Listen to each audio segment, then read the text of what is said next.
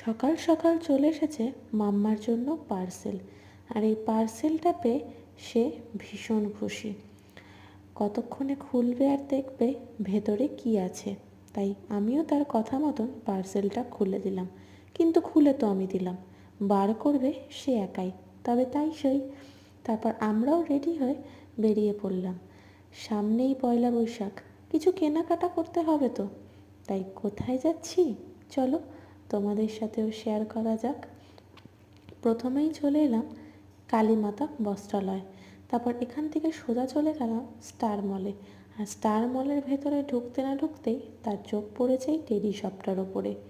এত কিছু দেখে তার চোখ তো ছানা ভরা।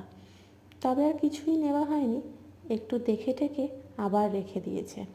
তারপর এখান থেকে সোজা চলে গেলাম আমাদের কিছু কেনাকাটা করতে। এর ভেতরে ভিডিও করাটা অ্যালাউড ছিল না, তাই প্রথমেই যতটুকুনি করতে পেরেছি।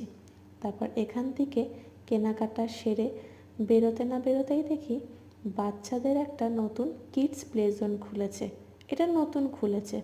এখানে বাচ্চাদের রাইডস, ভিডিও গেমস সহ ইত্যাদি আরও অনেক কিছু আছে।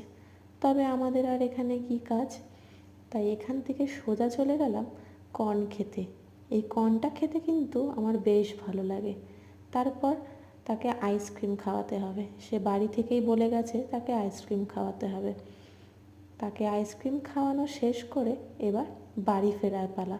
আমার ভিডিওটি যদি ভালো লেগে থাকে তবে অবশ্যই লাইক আর আমার চ্যানেলটাকে সাবস্ক্রাইব করে দেবেন।